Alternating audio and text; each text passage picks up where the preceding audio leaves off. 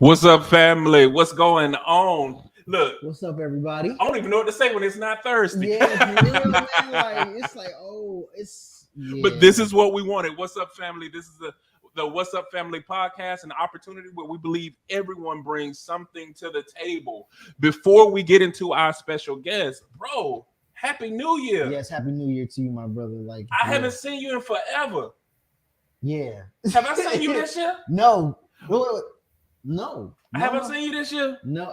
It's been 11 days in this new year, and I ain't seen you. Yeah, man. We talk almost every day, but yeah, this is the first time we have laid the physical eyes on each other. Yeah, man. See, and people always think we be around each other, and I ain't seen that joker at least since last year. 11 billion days. So, man, how's everything been? How your new year been? All of that good stuff? Man, the new year was brought in very, very chill and very quiet, very chill like, and very, in a very quiet fashion. It was cool. And so far, man, the year has been busy, but it's been productive. And I came into this year making some promises to myself to really get back to me and some things that I had let, kind of slip. And also, man, just to really just level up this year. That's what probably level up. Yep, that's the biggest, like the Sierra song. That's the biggest promise I made to myself this year was I was gonna level up, like physically, with my I was gonna level up with everything. So it's been pretty good, man. What about you? Man, I think I feel the same way. I feel like coming off of 2022, I feel like 2022 was the longest year ever in my life, bro. I was looking back at like some of the highlights of things we did, and I promise you, I thought some of that stuff happened 2 years ago. And so 2022 for me was like 2 to 3 years long. I feel like it was released in installments. Like I had some type of annuity payments on that thing. you had the afterpay on the 2022. Yeah, but it has been bananas. But I want to go ahead and introduce our guest, bro, because I'm actually excited to have him on, and I'll tell you why I'm excited for several different reasons. But go ahead and introduce yourself. Now, do you go by Sly? Do you go by Sylvester? Do you go by Corporate Major? Like what we call Beard Gang? Yeah. So I go by Sly for friends, family, things of that nature. On a professional basis, it's Sylvester. But overall, I'm Sylvester Jenkins III. I am an author, a veteran, a mental health advocate, also an inspirational speaker. What I do is empower the next generation to become resilient leaders that triumph and succeed in life by helping them turn their stress into success and their obstacles into opportunities by winning the battle within. Because we know that the greatest enemy that you'll ever face is your mind. So I help them to realize and unleash their inner warrior. Wow. I'm motivated just by hearing that whole. And I got so many questions too. Yeah. At the same time. I'm like motivated and I got a question. Motivated to ask questions. Right. I'm inspired. So Corporate Major. I don't even know. He said Corporate Major. No, like how did you make this segue from like being prior military? First of all, thank you for your service. Exactly. Appreciate your definitely support. do appreciate that. How did you transition from military to saying now I want to motivate people and do like what was the journey like? Yeah, absolutely. So when I transitioned from the military, I retired during the pandemic, honestly. So during that transition, I did 21 years in the Army. During that transition, I really was at a loss, man. Like, the world had completely shut down. And I found myself in a sunken place, honestly.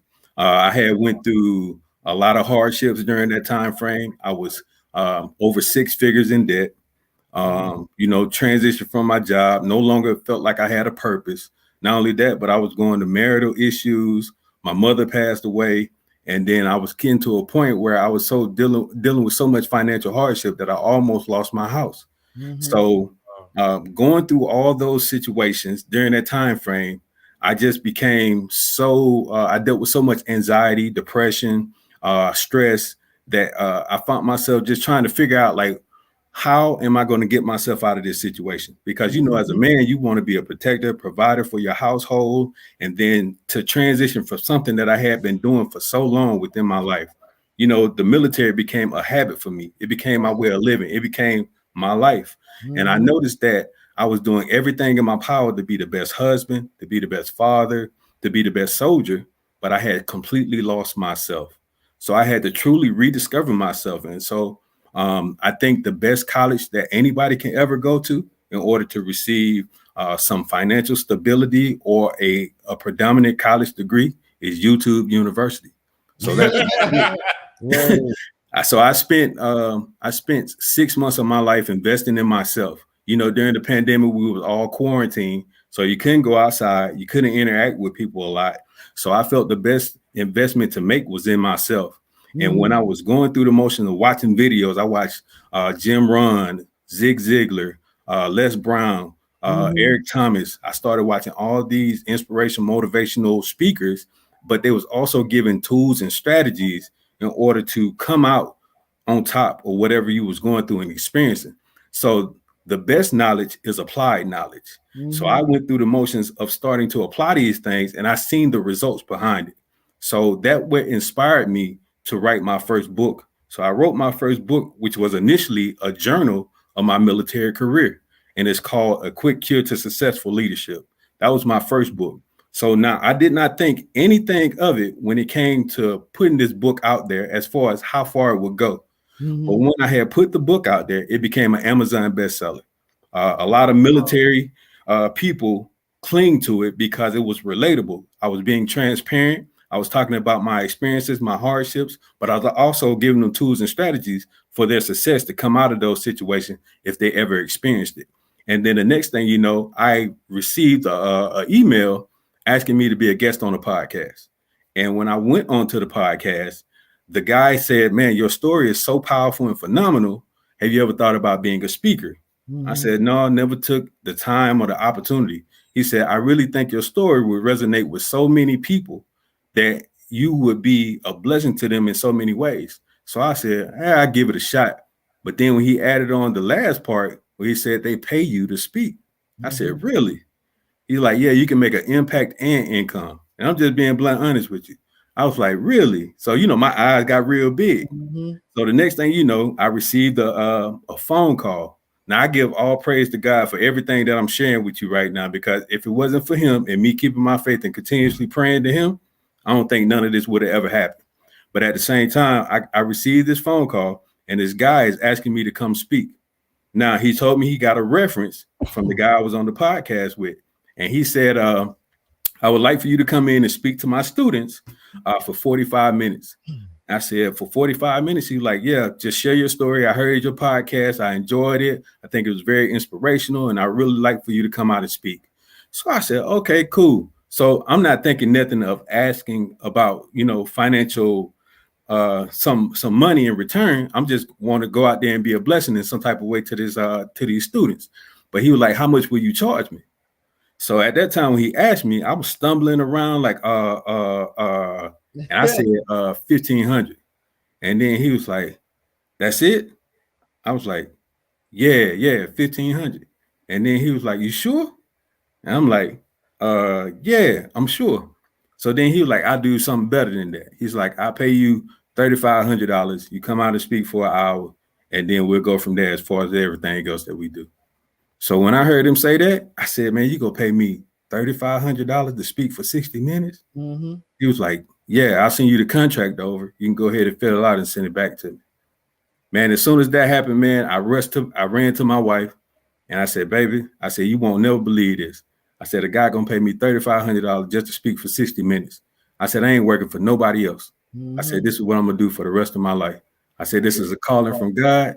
And we sat there and we prayed on it. We prayed about the situation of the blessing that he gave us, because due to that, I knew that not only was the hardship that I had experienced was for a purpose, but I realized then that I was created for a purpose. So after realizing all that stuff and how everything seemed to play it out is what really brought me to this point that I am today. Wow. That's a supremely powerful story, man. Thank you. Oh, I thought you was about to go into some detail. No. I was just, man, just like, yeah. Yeah, it inspired me. I'm not even going to lie. Like, so the one thing that I'm getting, just so for those who are like connecting the dots, like this evolving or evolution of you took place literally in the last 2 years. Correct. So you went through extreme changes in 2 years, and it birthed like kind of like another side of you that you didn't even know existed. Had no clue about. When I initially transitioned from the military, I had planned on applying to Amazon and being an operations manager out there. That was what I was going to do. And then the pandemic happened, and the next thing you know, the world shut down. Now I'm in a frantic trying to figure out where my next meal was going to come from. We ate ramen noodles and peanut butter and jelly sandwiches. You know, I couldn't feed this to my family. I got to figure it out somehow. So just going through the motions of dealing with a lot of things. Like I said, I went to YouTube University, man, and you're looking at the end results of that. Man, that's phenomenal. And I can honestly tell you, like, one of the issues, we always talk about, like, all of us have hangups, and sometimes we talk about the extreme ones versus the subtle ones. And one of the things that I used to struggle with, I knew that I was talented, but I didn't understand the potency of my talent. But also I was ashamed of how talented I was. Right. So I was the one that would always take like whatever the lower level would be. Like, I wasn't gonna be president, I'd be vice president. You know what I mean? I was gonna be captain, you know what I'm saying? I'd be co-captain or something like that. And I didn't realize until I started the organization that I carried that mindset everywhere I went. Right. Because I didn't want people to feel bad for not being as talented as I was. But I also didn't want to ever come across as if I'm showboating. Right. Until, like, I'm a man of faith too. Until I got the revelation one day, you denying who you are organically is saying that the Heavenly Father made a mistake in his design. Amen. And so one of the things that I have to deal right now, and she's on, it's funny, she's on. Hey, Tara. What's up, sis? And Jessica's on Jessica. too. And then Denise said, great Denise. story. She related to you? That's my wife. Hey, wife. How you doing? I just saw Jenkins and said they related. But but Tara was saying from day one when I started Love is a Parable, well, not day one when I started Love is a Parable, but because I met her about a year after I started Love is a Parable, and she said there is no Love is a Parable, there's only Jay. And I was like, no, I don't believe that. And it wasn't until, and I kid you not, it wasn't until last year I really made the intentional decision to just be organically me in every area of our lives, and especially with the organization. And 2020 was actually our best year. Right. But same here. 2022, the last quarter of 2022 trumped the whole year of 2020. Wow. And that's because I made the decision to truly be organically me. It's funny, like we will make a decision on something, but we don't understand the full scope of that decision. You know what I mean? Right. And I guess you can say it better because the only army I've been in is the army of the Lord. You know, but you make up your mind, like you'll say yes, but you don't understand what's all entailed within that yes. Right. And I think that sometimes, like when I started this, I was like you. I said, I don't want to ever work for another person again. But I also was afraid of entrepreneurship. Right. Man, I love the commitment of having, and it's funny, like no matter how little the check is, you like the fact that little check come every 2 weeks. Right. Whereas with entrepreneurship, man, you might not get a check for like 2 months. Right. You know, but it forces you to constantly be on your grind. And I was so intimidated by that. But not no more. Not no more. So that resonated with me with what you said.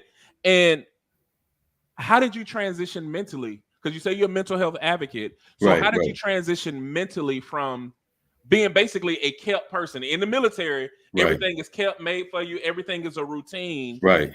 You got that structure. Oh yeah, Yeah. right. You're a military kid. Yeah. To now taking charge of your own life and developing a new identity outside of the military. Right. So it was definitely a challenge for me. In my transition from the military, I was diagnosed with PTSD, anxiety, and depression. But the mental aspect, as far as dealing with a lot of those things, like I said before, the greatest investment that you'll ever make is in yourself.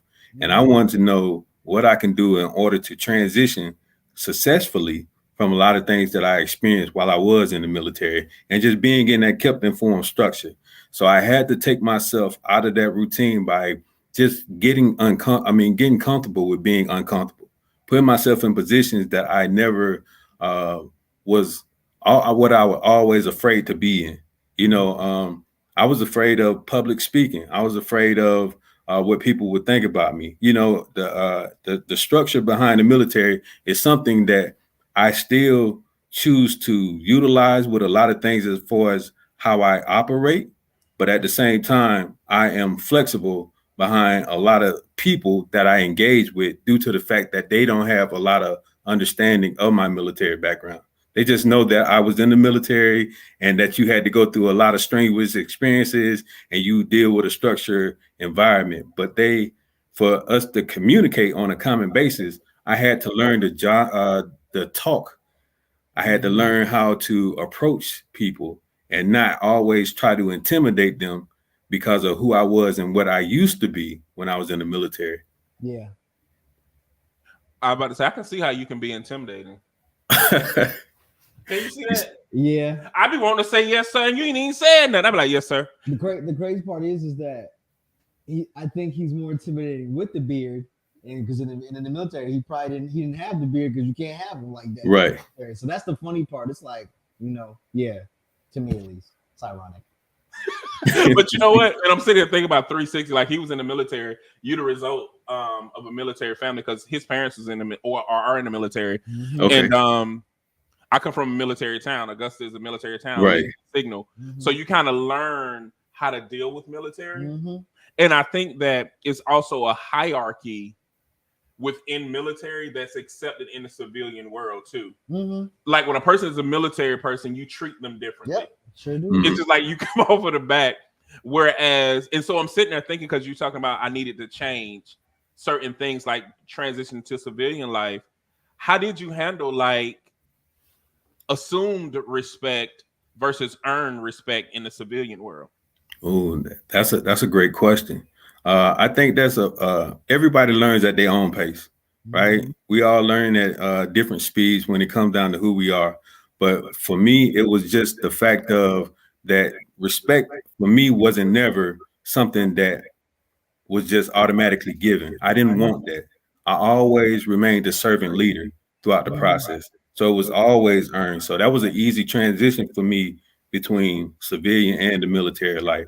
So it was always something that was coming for me. It was nothing that I ever really had to change. That's good. I had to learn that. I ain't gonna lie, because I was an exec in higher ed. Okay. And when you're an exec in higher ed, people open doors for you. People do things for you. When you work for an organization and you have this large budget that you're over, people give you certain amount of respect. Right. Man, when I started this nonprofit, I was like Rodney Dangerfield. I don't get no respect. Yeah. It was like the same people you did business with when you were with these organizations. They were closing doors, but also it's almost like I had to internally check myself, like, you don't know who I am. Right. And I also had to deal with the fact that I'm not that anymore. Right. I am something else, and I need to allow that something else to evolve. But that's a good response. Thank you for that. You're Jessica talking about that girl there. Hey, she's talking about, hey, y'all, hey. What's up? Okay. What's up, Dustin? So the intro, Sly? Yeah. Dustin is the one that composed it. He's a musician. And I went to him and I was like, I want a 1980s, 90s type vibe, straight full house. And boy, did he give us that. Yeah, most definitely. Hey, great job, Dustin. As soon as I heard it for the first time, I was like, oh yeah, it took me back to like, well, Family House, but also Family Matters too. Right. Yeah. And it's funny because I told him all of those, and so you would hear different stuff in it, and I'm like, At first, I didn't know. And it's funny because you gave me the same face I gave myself. Mhm. And I was like, are we going this way? And we went. Yep. He did a beautiful job. Great job, Dustin. Here we are. Okay, so we're going to throw up some quotes. And I just want to get your thoughts on them. So you can quickly just tell me how you feel about everything. Okay. What's going on? Joseph is on. What's up, Joseph is my brother that I spoke at the male fatherhood, the male and fatherhood achievement conference in South Carolina. I met Joseph down there, man, and he's a good person to get in contact with because he does a lot of stuff with males and fathers as well. Nice. He's near the Myrtle Beach area. Okay. Yeah. That was a lot of driving that day. It was, but we made it. Yes, we still here. Yes, we did. So let's get into it. You want to read it, bro? Sure. The greatness of a man is not in how much wealth he acquires, but in his integrity and his ability to affect those around him positively. Bob Marley. Absolutely. So this quote to me means it's not about you. It's about the impact that you make in others. It's about how you change their life and their way of living, because that's the true reward. That's the greatest wealth that you can ever receive, is by impacting others and influencing them and inspiring them to become better than where they are. That's what the greatest reward is ever at. So when you have the integrity, you have that characteristic that comes whenever you approach people, it will always come in a positive way. Yeah. No, I mean, well, I agree. And it's crazy, man, because when people talk about wealth, the first thing they go to is, resources, especially financial stuff. I heard a lyric from a artist and producer's name is Problem. But he had a lyric that said, man, I'm going to use the substitute word, but he said, forget what you drive. Who did you help? Right. You know what I mean? And it's just like one of the things that I do, that I not even try to, that I really do in my life is every day, I try to make myself and, my surroundings better than they were. Right. And I think that the greatest impact you can have is, leaving the world a better place than it was when you came into it. Absolutely. And yeah, that's just, I think if everybody did that, we talked about it when we were when we were doing brother empowerment, we talked about everybody working in their own backyard and doing what they can do. And if everybody did what they can do, we put all those pieces together and it makes a massive change that everybody is talking about. People talk about this massive change. This needs to change. We got to do better, listen to that. But if everybody did their part, all the parts together equal the whole. And so that's what this makes me think of. It's like, everyone doing their part to, like you said, make people do their part to make people around them better, or at least make their environment better. Absolutely. So, yeah. Wow. When I first saw this quote, I do appreciate it. I guess where I'm struggling with now, and this is what we talk about a lot, is that unfortunately the greatness of a man is measured by his wealth and his ability to provide. Currently, yep. Well, I think that that's something, because I'm just sitting here thinking about it. Like, I didn't realize. So as you talked about that, you were going through a marriage problem. Well, my wife and I decided to call it quits in 2021. And I didn't realize how much of my identity was connected to being a husband and being a father. Right. Like, I literally struggled with, well, who am I? Because for nearly 15 years, I was husband, I was father, which I'm still a father, but all of that was a total package in my ability to provide, my ability to protect. And I was telling Cordell, like, I went through a severe moment of like embarrassment and lostness, because so much of who I thought I was connected to that. Right. And even how the world sees you, like, the world sees a married man different from a single man. It's almost like by a man being married, the wife elevates his status. Let me clarify. Definitely, I can speak for a black man. As a black man, it elevates his status in community. Mm-hmm. But as soon as he crosses back over to singledom, he is treated as if he's nothing. Like he's not intelligent.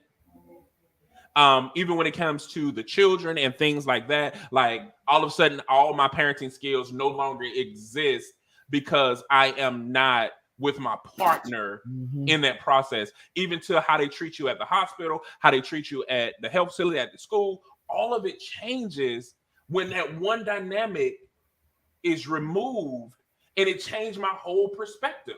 Like how men are literally seen if they are not providing that family structure or some means of wealth. And so like going through it now, it's like I don't even know how to reprogram society, because we had a guest on the show, Malika, and she said we prepared men for masculinity but not humanity. And that resonated with me and another young lady. Matter of fact, me and Jessica was having a conversation, and she even said it, like the human side of men in relationships are not even edified. Right. So outside of what a man can do, what is a man? Yeah. Wow. And so I was stuck, and that's why I was like, the greatness of a man, it sounds great, but if a man is not, I know we do have some one-off sisters that will really take in a man that ain't got nothing. But the majority of the time, it's like you have to bring something to the table. Bro, and it's crazy that you said it, because literally today I saw a status on Facebook but it was by a woman, a black woman, who said, money isn't everything, but don't come over here without none.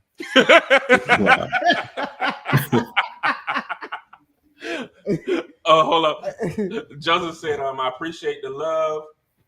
He said that quote is gold. He said, well said. And he said, unfortunately, Chris Rock nailed it when he said that only women and children are loved unconditionally. Then he came back and said, dropping gems, brother. I have witnessed the same in white community. I have been treated way differently in professional circles when single compared to now that I'm married. Ooh. Oh, we got Chad on. What's up, Chad? Yeah, that's Hey, Chad. Yeah, look, that even made your wife laugh. and you're right, bro. Like men should not be judged by how much resources they can provide, but they are, and it's been that way for a very, very long time. And it's not even in America. It's not even the worst. It's the worst in some other countries. In some other countries, if you don't have resources as a man, you're looked at as worthless, whether you married, single, or whatever. Absolutely. So I do think that I do think that it's, at least in America, singleness is really and after a certain age, if you are single, whether you divorced or you've broken up with a long time significant other or whatever, you're treated like a broken toy. Like something is wrong with you. Like, is this thing okay? Why doesn't anybody want this one? Right. And it doesn't matter what reason it could be. But singleness is treated like you might as well have leprosy or something. They're like, oh man, you 36, you 36 and single. Right. Yeah. Now if you have children or if you were previously married, it might be a little bit better, but like Jay was saying, there's still things that come with that. Right. It's like the negative is a positive as you progress. Because it's like, now they don't want you to have no kids. They don't want you to ever been married. They don't want any of this drama. But if you don't have it, what's wrong with you?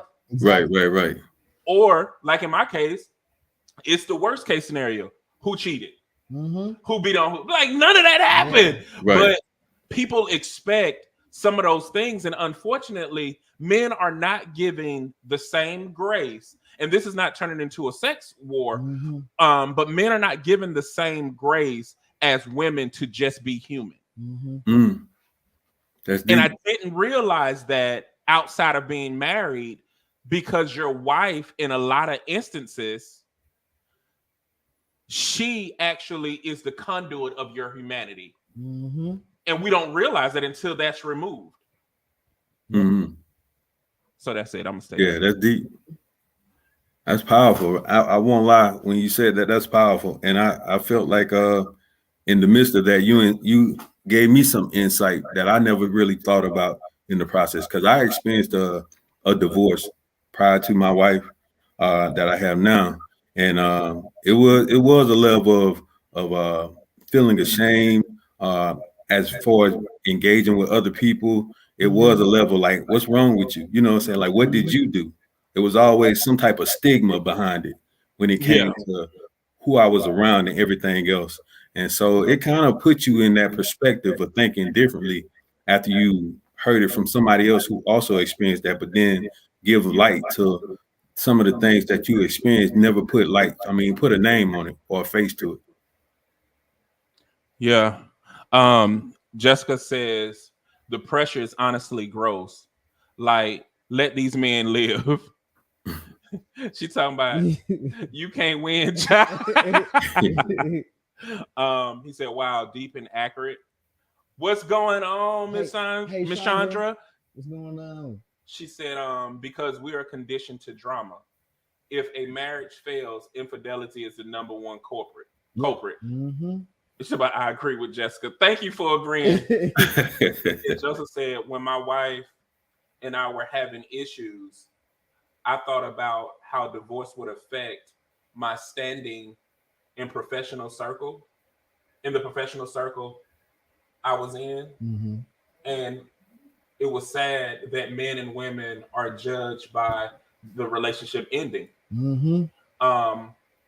Jessica, when I filed for divorce, the immediate question was, why did he leave? Like, it's impossible that maybe I blew this place up. And it's crazy that people even ask why, because statistically women file for divorce more often. Right. You know what I mean? But yeah, that's really wild, Jessica. But yeah. Well, and I was sitting there thinking about it. It's so fun, I guess, because I'm in this realm, and so I am thinking about it more and more. Yes, women do file divorce higher than men, but is that a construct thing where, and I will say this, a lot of times men don't struggle with commitment because they will stay in something that they're miserable with for the greater good. Yep.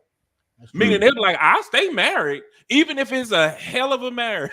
I'm going to stay married because I kept my word. Because men measure success by their ability to perform and hold down responsibilities, which is performance. Oh, yeah. You know what I'm saying? So if so, it's not that. And so even when people start talking about infidelity, we don't know how many men are actually in committed relationships with people that they're unhappy with, but are staying for a greater cause.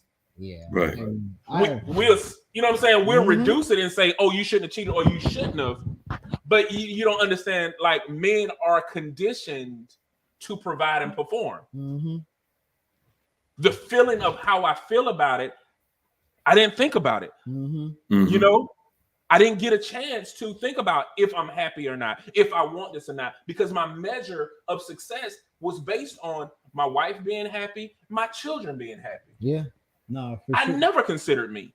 Yeah. Well, because men are told when they get married, it's not about you anymore. Right. You can't think about yourself. It's about, you happy wife, happy life. And then you got kids. It's about them kids, not about you anymore. Right. So, it's no wonder that some men are like, well, no, I'm not going to get married again, or I'm never getting married, because it's like, I got to forsake myself when I get married. I can't think of myself at all. I can't do anything for myself anymore because I chose to create a family.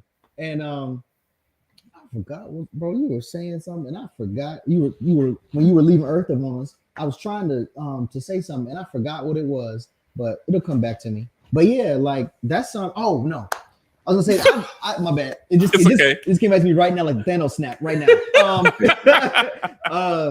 I literally have had brothers say to me, "I'm unhappy, but I'm gonna stay because, like, either I got these kids, or like I got all this. I ain't trying to break up this household." I've had brothers literally tell me that in my face. I'm unhappy, but I'm gonna stay.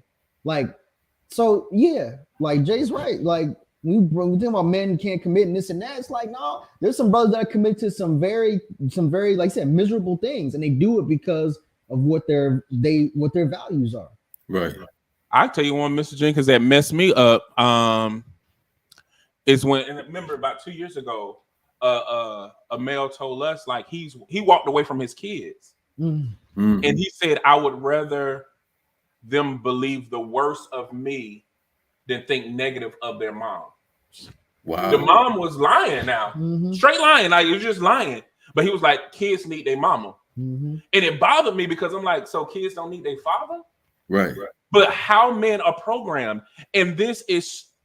And I can tell you, even being raised in the church, you love your wife like Christ loved the church. Right. So it's always about this selfless act of you giving your whole life to this thing, and you'll get some type of reward. But it conditioned.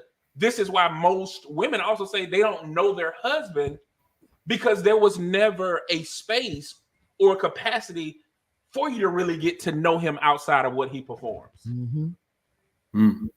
And we don't have spaces where men know that. We know how to perform very well because these are measurable outcomes. Yep. But what about humanity? Yep. There is no space where they're like, oh, men are finding themselves. Yeah. We have examples of the performance and the metrics of that, but we don't have a lot of examples, like I said, of the humanity part of the finding ourselves. I mean, the scriptures even declare he is a blessed man that leaves an inheritance to his children's children. So if you don't leave no money for your kids and your grandkids, you a sucker in the kingdom. You a jester. Like you ain't did nothing. No matter how much integrity you had and how positive you are, you ain't leave the money. The Bible like you a chump. Yep. Look, okay, read that one, bro, because my eyes. Oh, Chandra said, honestly, Mike and I had disagreement last week, and a married woman said it was a red flag and to leave him. Question mark. I'm like, no, I'm not mad. I'm not mad to red flag him and leave after 6 years. I was shocked at the advice. Man, look. She to my child. Well, I picture her saying it too. Rito. Jessica said the scarier thing, parentheses, so I've heard from Brotatoes, and a lot of men don't even know if they're happy. Yeah. She said because they're not conditioned to consider their own happiness / pleasure. Joseph said my wife is in mother Facebook groups, and she said the answer to everything is leave him. In my fatherhood Facebook groups, the guy's answer is always fix it and make it work. Yep. Jessica said, "Oh, men are not conditioned to consider their own pleasure and happiness beyond sex, obviously." And to be honest, that's another conversation. Yeah. We didn't even get, man. Yeah. Woo, family friendly. Yeah. Denise said, or I say Miss Jenkins said, Sergeant Jenkins. Miss Sergeant Jenkins said the double standards and some of the ways we are conditioned perpetuates trauma and doesn't allow anyone to mess up or restart without harsh judgment. Yeah. It's a mo. Yeah. She said without, she corrected it. Without, yeah. And Miss Chandra said happy spouse, happy house. That's the one. That's the one right there. Until them kids come in here and disrespect it all. Jessica said purr. I don't know what she was purring to, but Miss Sergeant Major Jenkins said, happy wife, happy life. I can't stand it because it's not all about the wife. The husband equally needs to be loved, respected, and supported. I like her. We need to get her on the show. married her now, right? You married a good one. You found a good thing and obtained of much favor.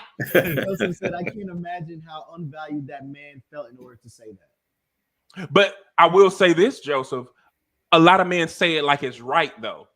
So I don't even know if he understands he's undervalued. Because it's so many people that will say that. It's men, they be like, the kids need their mama. Yeah. And they say it as if the kids can live without the daddy. Yeah. When statistics have shown that a house dynamic improves greatly by a father's presence. But from a societal standpoint, we are conditioned to believe a man is minute. His presence is not necessary. Yeah. I mean, in a moment, transparent more, my biological father, who I met 4 or 5 years ago, he wasn't in my life. I met him when I was 32. Met him 5 years ago. So, and when we talk about that, one of the things he told me, and although he admitted that he didn't handle it correctly, one of the things he said verbatim was, "Oh man, I felt like you got your mom. It's Figured you'd be okay. You know what I mean? So it's like, you know, that's a real thing. Yeah. You know? Oh, yeah. That's a real My thing. biological father said the same thing. Yeah. I grew up in a single parent home, man. And, you know, me and my dad, we still had dialogue dealing with peeling back the onion as far as everything that transpired between him and my mom. And one of the major things he said was that, like, I knew your mother, you know, you needed her more than you needed me. Yeah. That's a man. See? Yeah. That's wild, man. Look how all of our fathers said the same thing and they don't even know each other. Yeah. Yeah. And nobody realized that. So these same fathers have raised children who still have that same mindset. Yeah. Right. Like men would do anything. And you even hear in the movement, like nothing beats a mother's love. Mm-hmm. Yeah. As if a father's love is, you know what I mean? Yeah. It's so many different things that point to that we really need to unpack. And I feel like the reason why the black male particularly has been the most non-progressive demographic. And I'm not saying they haven't been, right, but they have been the least progressive demographic compared to every other demographic out there. The black woman has been the leading demographic for now the last 20 years. Mm-hmm. But I feel like what is stalling the black male demographic in progressing forward is not only the race dynamic, but also the compounded lack of humanity dynamic. Mm. I think men are still trying to acquire physical means that they haven't even been able to take into account who they are as a human yet. No. From the time you become a legal man, you're taught to, hey, look, you got to go and get it. A legal man, you're the man of the house. At 7. No, as a baby. Yeah. That's mommy, little man. I mean, think about what people be saying. Like, they be like, that's my little boyfriend over there. That's mommy, little man. Come here. You know what I mean? It's like you're conditioning this person to be a man, but an irresponsible man because you robbed him of childhood. Yep. Yeah. I'm sorry. Yeah. We done got on our bag. Yeah. Jessica said, in religious spaces, women are just taught to save yourself, make some food, and get pregnant. Bare minimum McGee. But bruh man gotta do all the things. She said per Sergeant Jenkins. Joseph said, good point, and I think that makes it even sadder. Chandra said, men are traditionally minimized. You're supposed to be hard and take abuse. If you complain, you're weak. Jessica said, Chandra, very true. Miss Sergeant Major Jenkins said, oh man of God, you better say so now. Yeah. And Jessica said, oh, actual factual the J. Dwayne Garnett. She said, oh my God, literally makes me nauseous when people do that. I'm not sure what she's the little man. Little man and all of that. Boyfriend thing.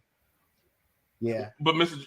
Sergeant Jenkins, Officer Jenkins, Corporal Jenkins, all the things. Post Commander. You know what I'm saying? Army Jenkins. Yeah. What was you about to say? You were about to say something. No, I thought you were finna make that pivot and go to another quote. Oh, I was. Because you said we had got in our bag.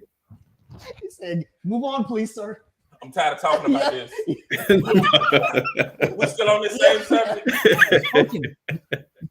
Okay, here go one. Oh, this is a good segue. You feel loved and appreciated. Yeah, I do. I feel loved and appreciated. Let me think about that real quick. My wife is on here, right? Hey, I know. Yes, I feel very loved and appreciated. I mean, my wife always tell me all the time, man, she's encouraging. She support me 100% behind everything I do. It's multiple times where I had to leave home and not come back for months, even a year. And there's been times where I had to do some last minute things, and she's always supported me behind every action that I took. And she's always encouraged me and uplifted me behind everything I have going on. So I think I am loved and appreciated. Like, I feel famous in my household. That's awesome. Well, I seen a glimpse of your household, so you should feel kind of famous. All them accolades, all stuff behind her. Right. That's actually a dope quote. I feel I'm famous in my household. I love that's pretty dope. I love that. We're gonna steal that, and we may or may not give you credit. You know what I mean? You get a part-time copyright. You know what I'm saying? Oh man, that's pretty dope. Good job, Officer Sergeant Major Miss Jenkins. That's pretty awesome, bro. Appreciate that. Yeah, man. I am blessed. I really am to have people in my life um, who value me, Yeah. who love me, who appreciate me, and they're not afraid to let me know at a moment's notice. Right. Um, I really am blessed because as someone struggles with self-esteem and self-worth, and being overly critical on themselves in stressful times, like that's something that can help pull you out of rut, man. Knowing that you Absolutely. have people who, no matter what you're going through and no matter how they feel about you, whether you have a disagreement, whether y'all are, not really rocking at the moment, no matter what, people who are going to value you and let you know that they love you. Right. So Absolutely. I'm very blessed, man, and I can say that I am. Woo, that was a good one. I will honestly say, like, I never really understood love until we started Love is Unbearable. So for about 7 years, I'm at a Wow. place now where I'm understanding what love is, Mm-hmm. but I don't think that I was clear on obligatory responsibility and love. Mm-hmm. Because, like, as a parent, we assume that parents love their children. Right. But no, they're obligated to take care of them, and that's just responsibility. Yeah. And so sometimes we'd be like, no, we'd be like, your parents was good. They paid, you know what I'm saying? They paid the bills, they kept clothes, they put food on the table. Yeah. We'd be like, but that's responsibility. Yeah. Whereas love is a little different. And so now, even as a child, a recipient of that responsibility, I'm able to distinguish things that are of obligation, like responsibility, to things that are now at love. Like, remember, like my childhood, I didn't feel loved by my mom. I didn't even feel liked by that lady. Mm-hmm. But now I truly feel loved by my mom, and we're like very close. We're like best friends, like for real, for real. But I think even she admitted to this. She got out of the transition of taking care and started to see me as a human. Before it was just like, I got all these kids to take care of. You know what I mean? Right. And that's what it was. I don't think she had time for love. Right. Absolutely. I agree with that. I agree with that totally. Yeah. So now I'm very intentional about it. And it wasn't until I met Cordell that I was positioned to receive love, especially from men. And I got brothers and all of that. But that was all obligatory. It's all obligated. Like somebody who don't know you, who chooses to be in your life and say, I'm going to love you unconditionally. I'm going to be there and I'm going to support you. That was a foreign concept. And that was coupled when I met Ahmed, because them two brothers, if nobody else loved me in this world, I know them two gonna love me. And now I do feel loved, and now I can see life. Also, it's not just what I dream, it's now what I envision and what I live, that I feel love. Now I'm still working on the appreciation part, because I don't feel like everybody that's connected to me appreciates what it is that I am and what it is that I bring. So there's some work there. Right. Definitely feel the love. Need to work on that appreciation, you people. All you people. Yeah, I can agree with that too. Because sometimes the appreciation don't be appreciation in. It be depreciating. Your appreciation be depreciating, people. I need you to get that up to par sometime. Hold on. What is that? Right there. Yeah, that one. Yep. Jessica said, that's a whole child. Take a seat, please. Sandra said, baby. Oh, she said, baby, if you sexualize my child, it's a whole problem. Joseph said, gotta get kids ready for bed. Glad I was able to spend some time with y'all. Always learn from you, brother. Oh, thank you, brother. Joseph, love you, man. Yep. Chandra said, loved in which ways? It's different levels. Do you feel loved by your spouse, your parents, your circle? I was talking about all of it. All in one. Yeah, we gotta talk about all of it. All of it. She said, appreciation is the same. Are you appreciated amongst your friends or at work? Like, what does feeling loved and appreciated look like to you? They be depreciating. It be depreciating. Not enough. That's what it looked like. It's looking very shady. Jessica said, humans are wired to desire intimacy. Parentheses. True. Seen, heard, valued, and understood. most connections that feel like they lack love/appreciation are missing components of intimacy. Oh, Preach, oh, preach. I appreciate you on Go Monday ahead and and put it Friday. on the wall tomorrow. I'm just gonna. I'm still in that quote. Right I'm still in that, and I'm gonna use it. It's gonna be on my TikTok. Man, that right there that's the one, as they say. That's the one. Yeah, that's beautiful. Yeah. We got time for one more. We're gonna move on from this one. We're gonna move on from this one. Here you go. What support do you need today, or what can we help you with? Wow, that's deep. As far as the support, I think, I feel like us coming together, just continue to collaborate, networking, and growing. Because I feel like, what's that quote? Like, if you go alone, you go fast. But if you go together, you go further. This is the opportunity for that to happen. By us collaborating and continuing to network with one another, we can definitely grow, and it can become bigger than where we are today. I actually have never heard that quote before. Me neither. I'm going gonna Google it when it's over. Sergeant Major dropping major gems. Chandra said, "What are some things someone could do to make you feel appreciated?" It goes right along with this. I was gonna say that's support that I need today.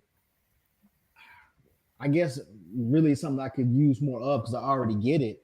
But aside from really connecting with people and people being intentional and reciprocal about these connections, man, being reminded of the fact that that you've done work and you've made progress and that you are enough and that you don't have to change for someone who really is for you, wants to be in your life. Right. That's not to negate improvement, because improvement is consistent and that's something that's ever going, but being told and being acknowledged that you are enough as you are, and that you shouldn't have to change to appease anybody. That's the support that I get and that I need more of, because man, like the stuff that I've been through in my life and the stuff that I battle, like that's one of my biggest hurdles, is struggling with that. It's one of my biggest battles. I'll be in the ring sometimes and it feels like I'm fighting Floyd Mayweather mixed with Mike Tyson on the other end sometimes, because it's just like, man, I struggle with like, man, is it me? Or is it the situation? Or is it the person on the other side? Like, what is it? And so acknowledging and having other people acknowledge that, no, man, like you're enough. Like you are good. Like this may not be the right, circumstance or whatever, but you are good. You are fine. There's nothing wrong with you. Right. That's the kind of support, man, for me, that helps a lot. Absolutely. I think, that everybody was originally and authentically made, right? So don't nobody have the same fingerprint, don't nobody have the same eyelids or whatever. But when it comes to who you are originally made. So you're not gonna be everybody's cup of tea. You ain't gonna be for everybody. But when it comes to how you operate, how you go about life, you don't need to change for nobody. The right people will come along, they'll be attracted to you, whatever you do. You don't have to feel confused about yourself. And I totally understand that, because for a long period of time, I felt the same way. I felt like an outcast. I felt like I didn't belong. I felt like people was like making fun of me. I used to have people tell me that they felt like I needed closed caption when I speak, or that I had to have the bouncing ball going over the words. And it kind of made me feel some type of way. It made me feel insecure about myself, who I was. And when it came to that, now I just be who I am in regards to where I go. I don't even care, because I know I'm not for everybody. And I encourage you just continue to be you. Yeah. Thank you, bro. Man, that was awesome. And that's what I've been doing. Man, all I need, you know what? I need just for people who don't mean me no well to just leave. I don't have to. I feel like I shouldn't have to give you the pink slip. Right, I think you should just quit. Put in your 2-hour notice. Right. You said 2 hours. But seriously, like in this season, it's funny, and I'll tell you, Sergeant Major. People gonna be so confused when they see this show. I'm sorry, Sylvester. You good, I man. just feel like all the things you did, and I feel like I just gotta say, sir. Yeah. Like, I don't even know if we're the same age. We might be the same age, and I'm just like, sir. But see, it's that military. It's that military preference. You got military privilege, but I was struggling with a lot of things, and one of the things that, and I kind of had this conversation with Jessica too about it, is that we as men, we can confuse worshiping with protection. Mm-hmm. So we'll think we're protecting something, but it really will go into idolatry because of the extent in which we protect certain things. Wow. And so one of the things that I had to do with my faith is get on my knees and rededicate my family, back to the Heavenly Father. And I apologize for putting another deity before him, because my family became that deity. Right. And so I have to work on more of the protection. And the truth of the matter is, once I did that, it framed the way that I had certain conversations with certain people, which changed in the last quarter of 2022. And one of the things that I wanted to do was, I knew that we were doing something different. No, it's not many organizations that is doing value-based education as a means to bring people together. Mm-hmm. It is big overseas, where they see that value-based education is creating more harmony in communities and creating more model citizens and bridging bridging more gaps in togetherness. But in America, of course, because individuality is so much at the forefront, togetherness is still a secondary thought, sometimes not even thought about at all. But I wanted to get in a position to tell people the importance of value-based education, and all of that began to happen it was happening in small little increments, but it's been huge since 2022, since I rededicated and realigned my purpose. So I thank those who heard me. Chandra was another one, because she works for the city, and she tried her best to get Love is a Parable as one of the preferred organizations, and showed us what we needed to do. So she's like one of those advocates who understand that we have something, and how can we help get exposure. So the support that I need is for people to not just connect to Jay because you like Jay, but connect to the heart of Jay and be extensions. You know what I mean? Right now, we got to work on being more. We got to work on being branches. Being branches and roots in the people's lives. So if you see something, that's why we create this platform. We saw something in Aaliyah and Todd. Todd and Aaliyah gave us Danny. Danny gave us you. Danny gave us Jessica. And the family keeps growing because we're branches and extensions of each other. Right. So I'm hoping that people connect with you from listening to this podcast, but I also that people, whoever they get something from what it is that we're doing, don't be selfish with that fruit. I want you to plant them seeds forward.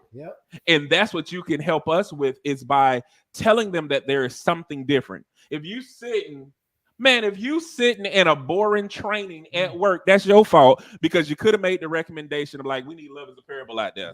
Information is useless if you don't share it. Right. If conflict resolution is horrible at your workplace, if people not getting along, performance is horrible, you should be reaching out to us. If there are people that are struggling and need mental health support and advocacy, they should be reaching out to Sergeant Major Jenkins.